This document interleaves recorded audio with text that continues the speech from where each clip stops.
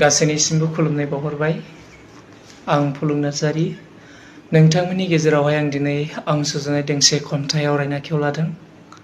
बे खन्थाइनि मुङानो जाबाय सल'बाथा।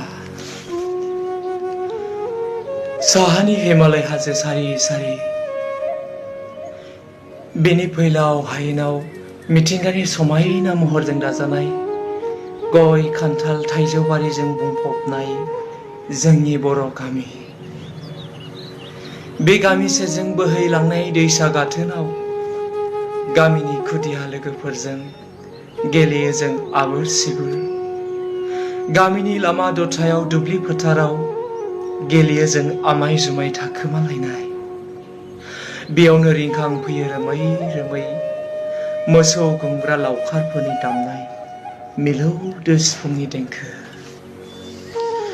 बेलासि समनि 4:30 सम जानाय लोगो लोगो आबौनि रेडिअ'आव रिंखांफैयो अल इन्डिया रेडिअ' गुवाहाटी बर' आफादनि मिलौदो सेरजानि देंखो।